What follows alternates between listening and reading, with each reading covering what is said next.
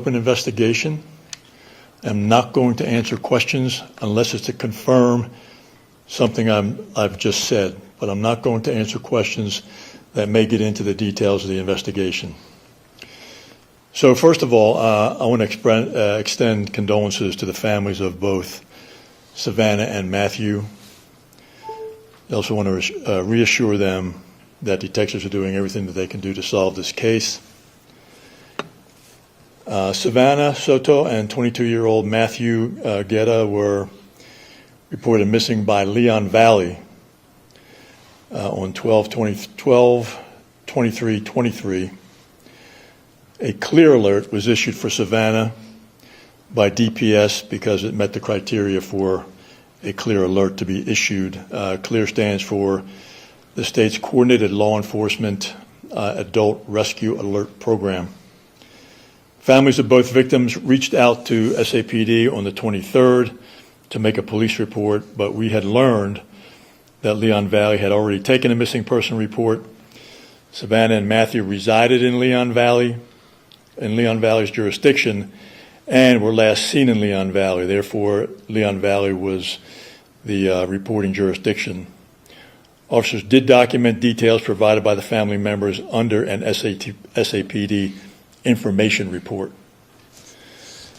On the 26th, at about 4 o'clock, SAPD was called to assist Leon Valley PD at 5903 Danny K.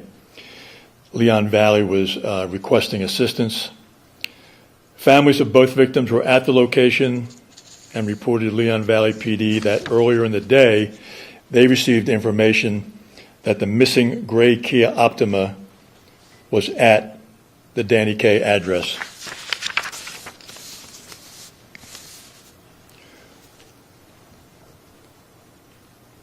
When police arrived, they discovered 2 people in the Kia. EMS was called to the scene, and they pronounced both victims at the scene. It appeared that the vehicle had been located at that location for several days. The medical examiner had identified 22-year-old Matthew as one of the deceased victims in the vehicle, and he died from a gunshot wound to the head. The manner of that death is still pending. The second deceased victim has not yet been officially identified by the medical examiner. However, I think we can be confident that that second victim was Savannah.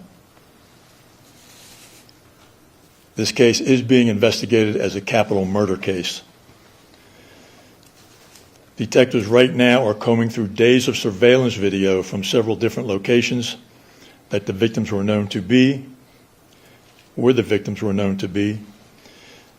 Detectives are hopeful that surveillance video will lead to the events leading up to their death.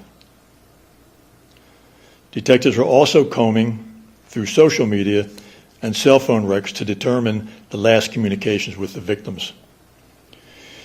We have a video here that we're going to share with you. We have already put it out on social media. You may have already seen it, but we're going to run this video here today. We are hoping that someone is able to identify the individuals that are seen in this video. If anyone has any information regarding what they may see in this video, we would ask that you call Homicide on 207-7635. You can remain anonymous. You do not have to give your name. The video was taken from a nearby location where the bodies were located.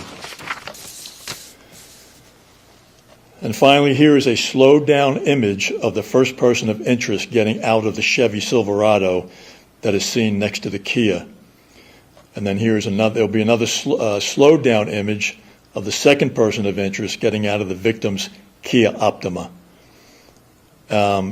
Once you've looked at the video, I will take a few questions, again, only to clarify what I've said if you're not quite sure about it, but I will not take questions other than what I've just talked about because the investigation is still active.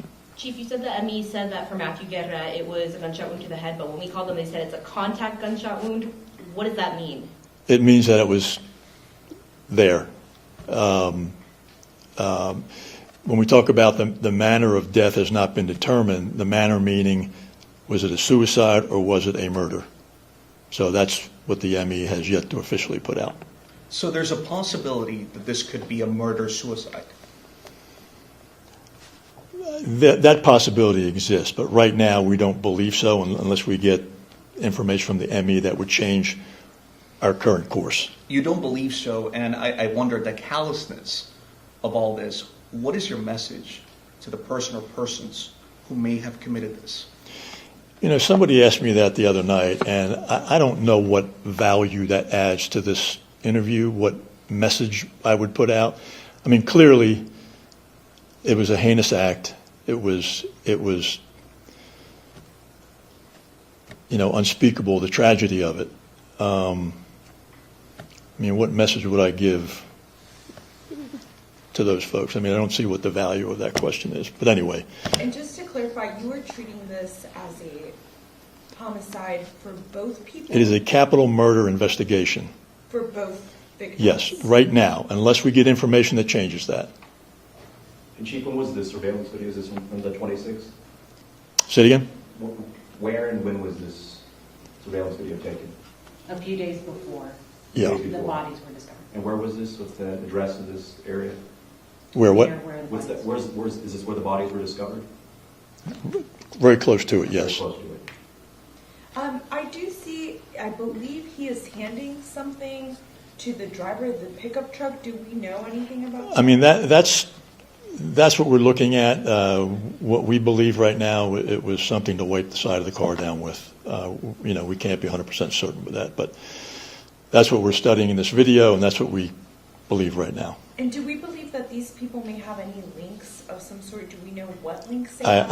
I don't know that, and again, would be part of the investigation. So just to be clear, the vehicle, the Kia Optima, that's the vehicle that they were found in? Yes, Okay. But the person that's getting out of the vehicle, you're saying, out of the Kia Optima, is there somebody that gets out of that vehicle that you're trying Yes. to say? yes. And you don't believe it to be either Matthew or... No. Okay. So Correct.